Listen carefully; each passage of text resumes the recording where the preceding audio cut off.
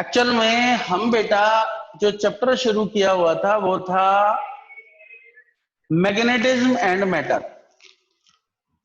और magnetism and matter में बेटा जी हमारा जो कंसेप्ट था, अब ये चैप्टर इतना छोटा हो गया है कि आज की क्लास में चैप्टर खत्म हो जाएगा। नेक्स्ट क्लास में हम नया चैप्टर शुरू करेंगे। और बेटा वो चैप्टर क्या है, पहले इसे फिनिश कर लेते हैं। और यदि एग्जाम के पॉइंट ऑफ व्यू से देखा जाए तो जो आज की क्लास है इससे पिछली क्लास की वो बहुत इंपॉर्टेंट थी, क्योंकि मैंने इसमें अब तक आपको बताया what is the magnet, types of magnet, magnetic dipole moment, magnetic pole strength. फिर उसके बाद मैंने बात की अर्थ मैग्नेटिज्म की। Earth is a natural magnet. Earth magnetism क्यों है, dynamo effect, angle of declination, inclination, और बेटा सम अदर फैक्ट्स। तो उनमें हमने बात की थी कि डेक्लिनेशन एंगल होता है, एक इंक्लिनेशन होता है, एक हॉरिजॉन्टल कंपोनेंट। इतनी बातें हमने उस दिन की थी। अब उसके जो बहुत इंपॉर्टेंट फैक्ट्स हैं बेटा वो मैं अब डिस्कस करने जा रहा हूं आपके साथ में। और वो इंपॉर्टेंट फैक्ट्स क्या हैं, कुछ इंपॉर्टेंट नोट हैं जो एक एक नंबर के बेटा क्वेश्चन आते हैं जिन पर कुछ न्यूमेरिकल्स होंगे। तो ये नोट ही जरूरी है बेटा, क्योंकि कोई थ्योरेटिकल कॉन्सेप्ट तो बेटा मिलना नहीं आपको। तो आज बेटा हम डिस्कस करेंगे सबसे पहले नोट। यदि कुछ लिखे भी थे तो बेटा एक बार देख लेंगे। पहला नोट है बेटा dynamo effect.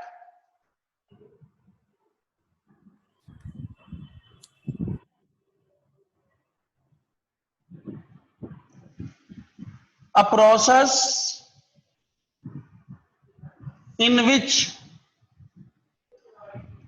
magnetic field is developed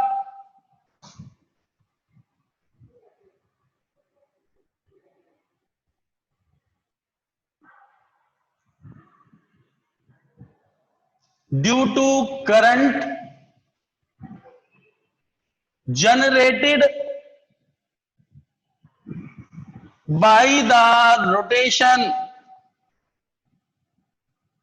of molten iron in the core। मैंने कहा था बेटा कि यहां पर जो मैग्नेटिक फील्ड का जो कंसेप्ट है, अर्थ यदि नेचुरल मैग्नेट है तो due to the dynamo effect.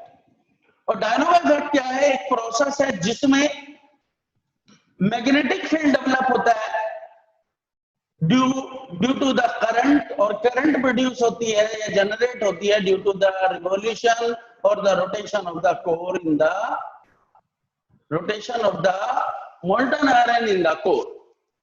तो जब अर्थ के अंदर जो कोर है उसमें मोल्टन आयरन ऐसे ऐसे रिवॉल्व करेगा तो उससे करंट जनरेट होती है। और बेटा जब करंट जनरेट होगी वो मैग्नेटिक फील्ड डेवलप करेगा, और उस प्रोसेस को हम क्या कहते हैं, डायनामो इफेक्ट। दूसरी बात आती है बेटा यहां magnetic axis.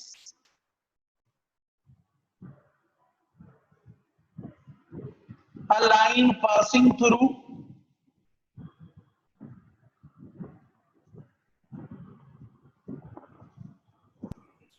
the poles of magnet considered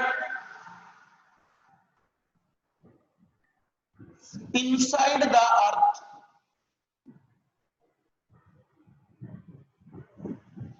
which is declined by an angle theta from the geographical axis। geographical axis। Third बेटा geographical axis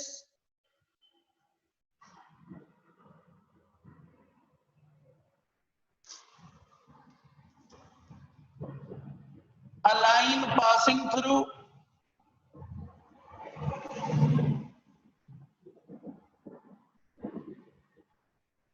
the north south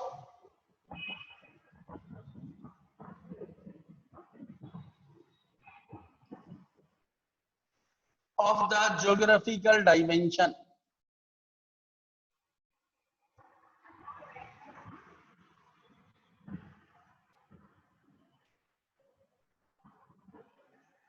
fourth बेटा magnetic meridian,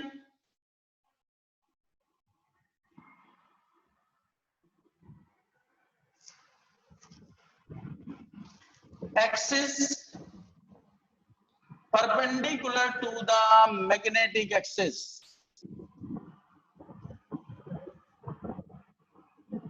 is known as magnetic meridian.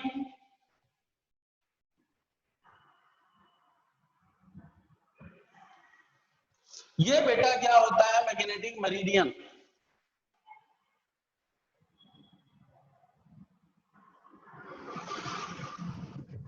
उसके बाद आता है बेटा geographical meridian.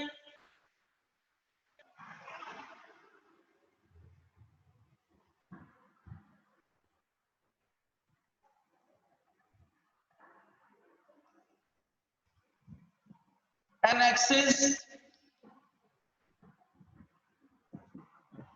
perpendicular to the geographical axis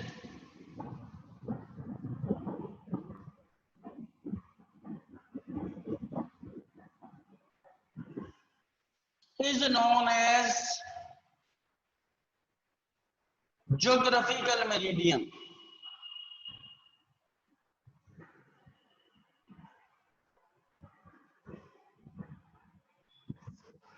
क्या कहते हैं बेटा इसे? Geographical meridian.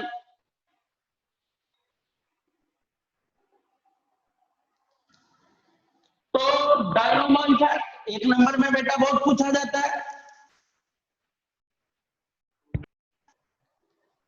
मैग्नेटिक एक्सिस, जो हम एक मैग्नेट कंसीडर करते हैं इनसाइड द अर्थ, उसे क्या कहते हैं बेटा? Magnetic axis. सब 3-20 पर। ज्योग्राफिकल एक्सिस, जो नॉर्थ साउथ ऑफ ज्योग्राफी होते हैं बेटा, उसे क्या कहते हैं? Geographical axis. मैग्नेटिक मेरिडियन, उस एक्सिस के परपेंडिकुलर जो भी होगा उसे कहेंगे मैग्नेटिक मेरिडियन।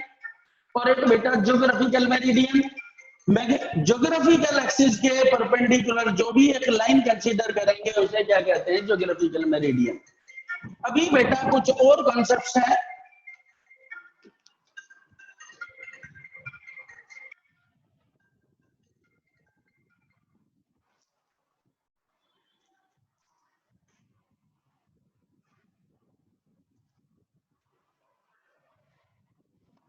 ये एक्सिस होगी, ये मेरिडियन हो गया बेटा। और मेरिडियन के बाद में अब बात आती है यहां पर बेटा,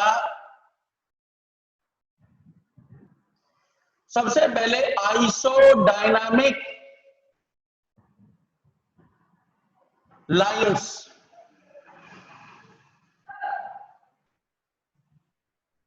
the lines between 2 points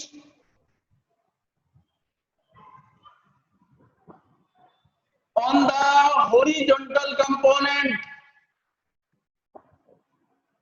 horizontal components of earth magnetic field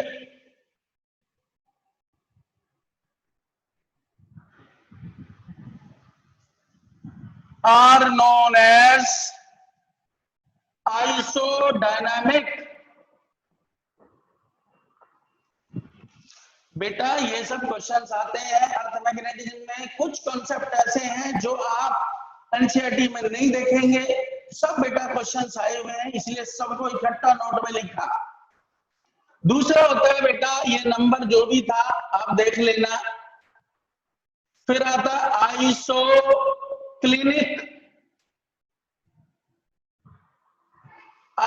clinic lines, the line between 2 points on the inclination और डिप एक्सिस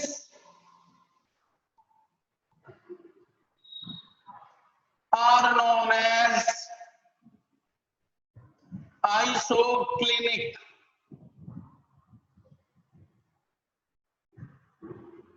एक होता है बेटा isogonic.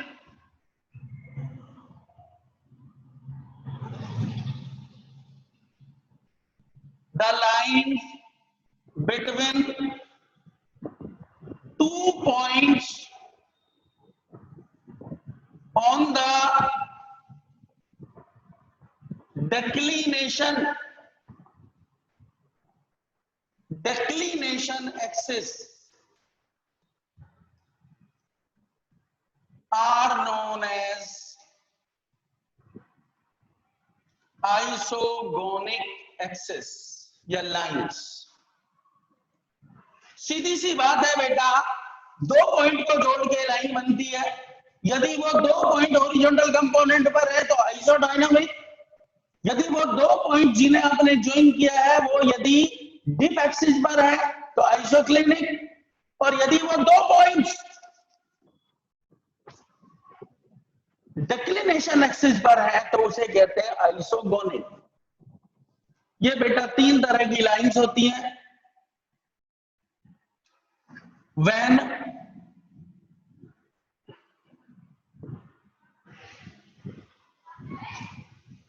two dip angles are observed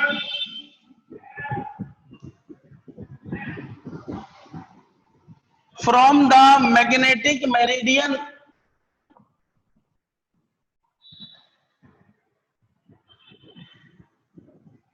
on the dip circle। जो मैं dip consider करता हूं उसमें जब मैं 2 एंगल्स को बेटा ऑब्जर्व करता हूं देन एक्चुअल या real dip is defined as.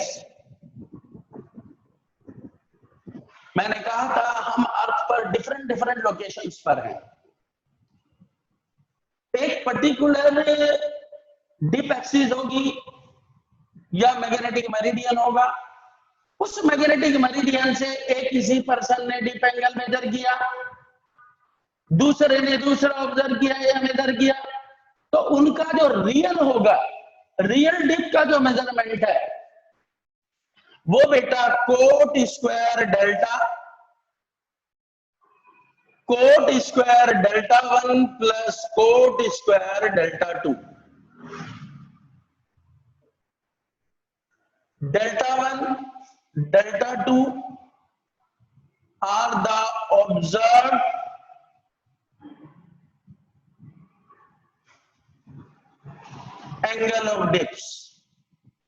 angles of dip। और बेटा डेल्टा क्या है? Real angle of dip. इस पर बेटा 1-2 नंबर की क्वेश्चनिंग होती है। जैसे आपसे पूछा कि 2 पर्सन हैं, वो एक सर्कल ऑफ डिप पर खड़े हुए हैं और एक ने मैग्नेटिक मेरिडियन से 30 डिग्री का एंगल मेजर किया, दूसरे ने उस अपनी लोकेशन से 40 डिग्री का मेजरमेंट लिया, तो उसका रियल डिप निकालो। तो रियल डिप क्या होगा बेटा? Cot square delta equals to cot square delta 1 plus cot square delta 2। तो ये बेटा कोई न्यूमेरिकल आता है, आपको एनसीईआरटी में या इनमें नहीं मिलेंगे, पर बोर्ड में बेटा यदि हम मैग्नेटिक की बात करते हैं और अर्थ मैग्नेटिज्म की बात करते हैं तो इस तरह के बेटा क्वेश्चंस आपको जरूर मिलेंगे। अब बेटा इसके बाद एक और कंसेप्ट होता है कि यदि मैं जो डिप सर्कल है उसे रोटेट करा दूं, और रोटेट कराने के बाद में जो मेरा रियल डिप होगा उसे कैसे कैलकुलेट करेंगे?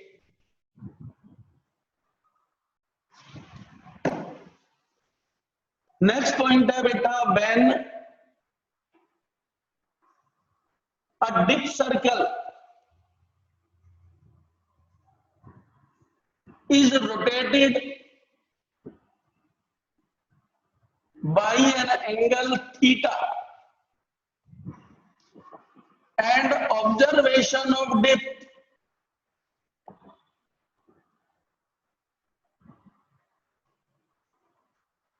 is delta dash, then real depth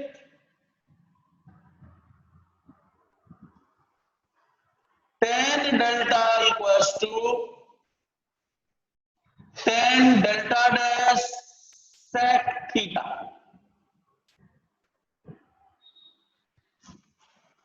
ये बेटा कुछ पर्टिकुलर रिलेशंस हैं और इन रिलेशन पर बेस्ड एक एक पर बेस्ड मैंने एक क्वेश्चन बेटा आपको सेंड किया था। आप उन क्वेश्चंस को देखेंगे। मैं एक बार फिर भी बता सकता हूं, जैसे यहाँ पर सपोज 60 डिग्री से रोटेट करा दिया, पहले एंगल 45 था, तो उसका अब जो नया डिप है वो कितना होगा, तो डैश आप इधर लगाओ या इधर लगाओ। बात है मेजरमेंट की। जैसे मैं छोटा सा क्वेश्चन लूं, क्वेश्चन बेटा ये था मेरे पास, the dip circle is rotated by 60 degree and observation of depth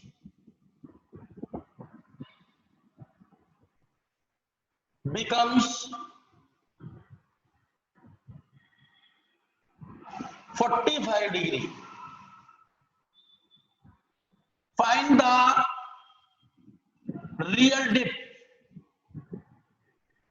तो यह थीटा बेटा 60 डिग्री, डेल्टा डैश बेटा 45 डिग्री और डेल्टा बेटा कैलकुलेट करना है। तो tan delta equals to tan of 45 into sec of 60। 1 sec 60 is 2, delta is tan inverse of 2।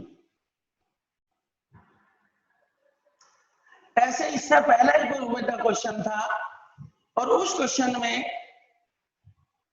हमने दो डिप अलग अलग ऑब्जर्वेशन के मिलेंगे, एक डेल्टा 1 होगा, एक डेल्टा 2 होगा। रियल निकाल दो तो cot square delta equals to cot square delta 1 plus cot square delta 2। तो बेटा इस तरह के मेजरमेंट्स पर बेस्ड क्वेश्चंस होते हैं। कुछ क्वेश्चनिंग मैंने जैसे पहले बताया था, कुछ आपको क्वेश्चन मैंने होमवर्क में भी दिए थे। धीरज, यस सर। कितने क्वेश्चन दिए थे बेटा? सर 5 थे शायद। शायद करे नहीं इसका मतलब बेटा? नहीं सर। ओ नो बेटा, ये तो बहुत गलत बात है। किसने किए बेटा? सर मैंने किए थे। सर मैंने भी कर लिए। अच्छा, कोई डाउट तो नहीं है बेटा किसी का? नो सर, तीनों हो गए थे sir question. Sir question number 10 बता दो एक बार। हाँ 10 बेटा मैं बता देता हूँ, देखो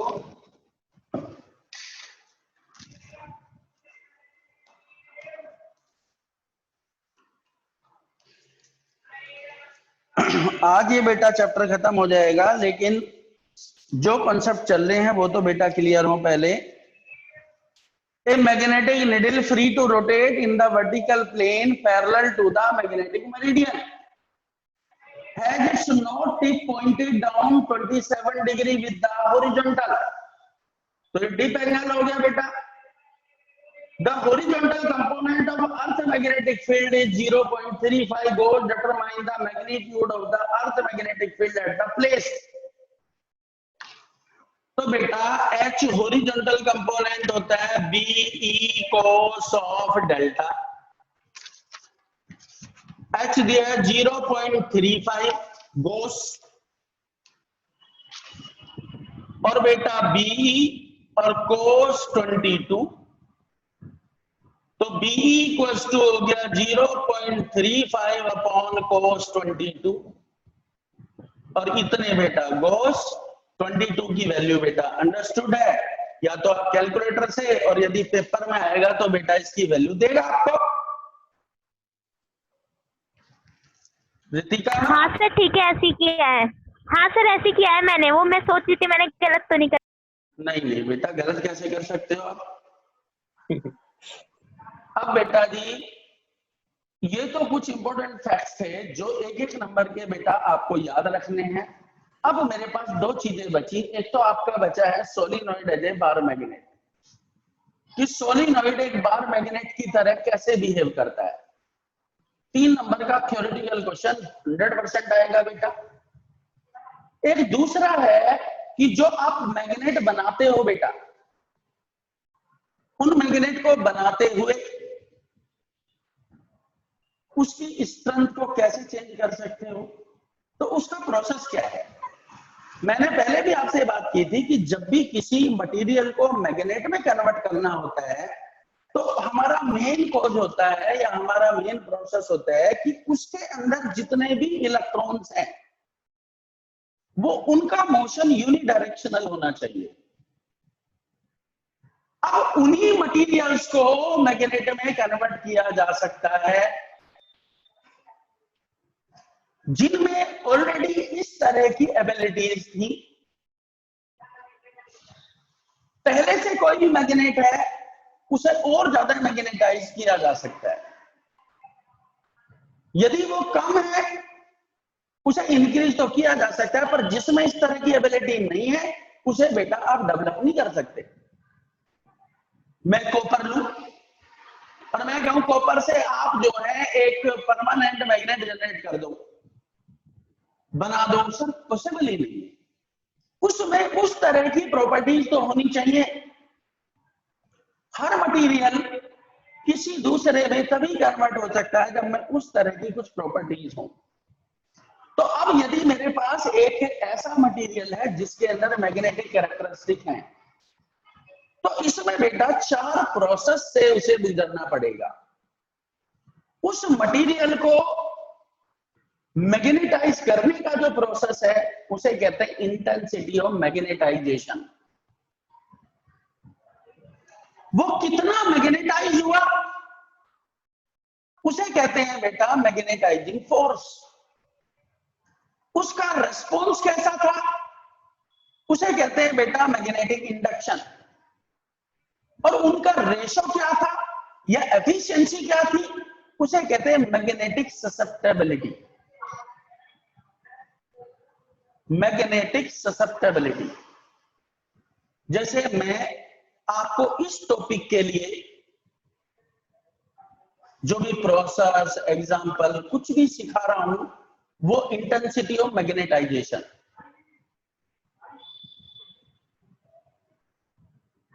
अब आप उसे कितना सीखे वो मैग्नेटाइजिंग फोर्स। मैंने आपका टेस्ट लिया, टेस्ट में आपकी क्या परफॉर्मेंस थी, वो परफॉर्मेंस जो होगी वो आपका मैग्नेटिक इंडक्शन। और कितना मैंने सिखाया, आपने कितना सीखा, जो कि टेस्ट की मार्किंग होती है उसे उल्टा कर दो बस। 20 मार्क्स आने चाहिए थे, आपके 15 आए, तो 20/15 दैट इज द ससेप्टेबिलिटी। तो ये 4 बेसिक प्रोसेस होते हैं बेटा, और इन प्रोसेस के अकॉर्डिंग ही हम मैग्नेट को ऑब्जर्व कर सकते हैं, मैग्नेट के स्ट्रेंथ को चेक कर सकते हैं। तो इनमें बेटा 1 by 1 एक एक को आप जरा देखो। सबसे पहला कॉन्सेप्ट है बेटा intensity of magnetisation.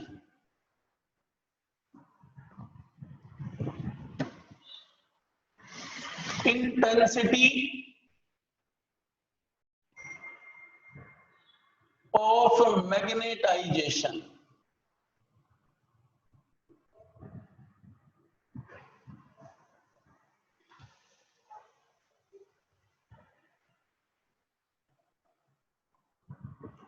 The magnetic dipole moment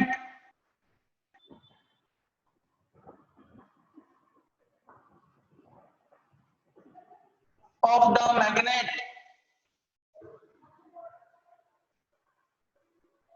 per unit volume is known as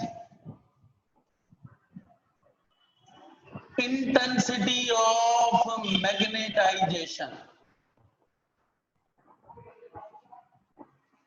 क्या कहते हैं बेटा उसे? Intensity of magnetisation.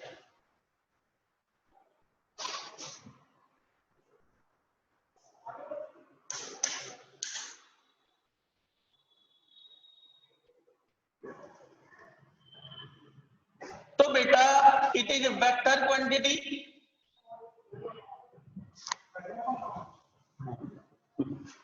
Vector quantity and I से रिप्रेजेंट करते हैं, आई इक्वल्स टू बेटा m divided by volume. m magnetic dipole moment,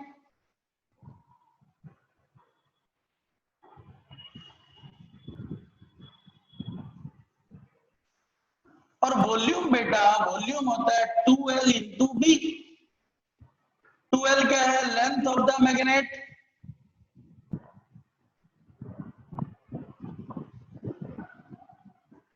B बेटा ब्रेथ ऑफ द मैग्नेट, और m होता है बेटा m equals to 2l into m, and m is the pole strength. क्या होती है बेटा? Pole strength. तो यहां पर यदि यहां पे इसकी वैल्यू डाल दूं तो I इक्वल्स टू बेटा जी 2ml upon 2l into b, I equals to m upon v, ampere per metre. Unit होती है बेटा इसकी एम्पियर पर मीटर। अब या तो मैं ये फॉर्मूले की बात करूं या बेटा ये फॉर्मूले की बात करूं, इसे कहते हैं इंटेंसिटी ऑफ मैग्नेटाइजेशन। जब आप किसी मटेरियल को मैग्नेट में बदल रहे होते हैं तो उसमें चेंज करते हुए आप एक यूनिट वॉल्यूम में कितनी मैग्नेटिक डाइपोल मोमेंट डेवलप कर पाते हो, या पर यूनिट लेंथ कितनी पोल स्ट्रेंथ है, that is pole strength per unit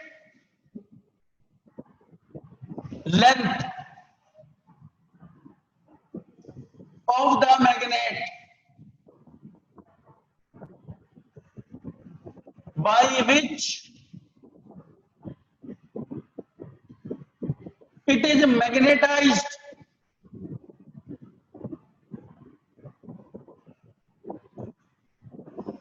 is also known as intensity of magnetization।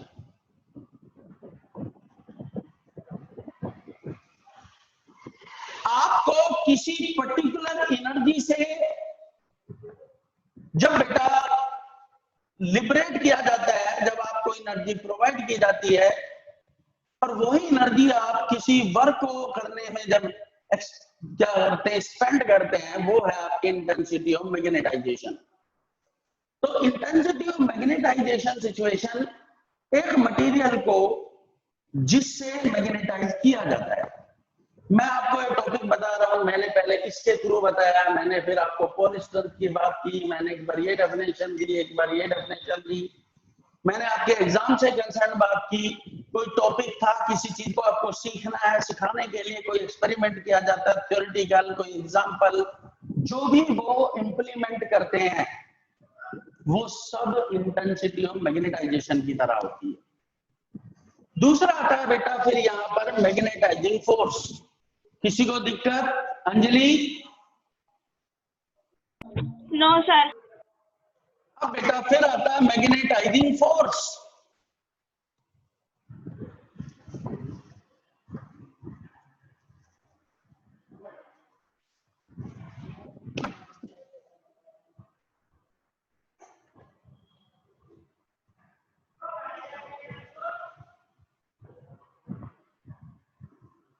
the degree through which a magnetic material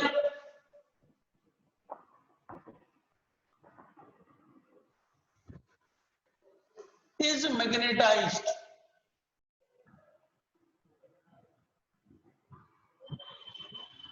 Is known as magnetizing force. The magnetic induction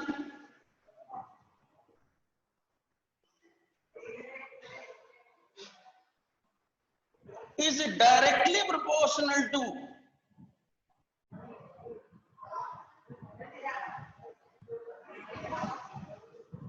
magnetizing force.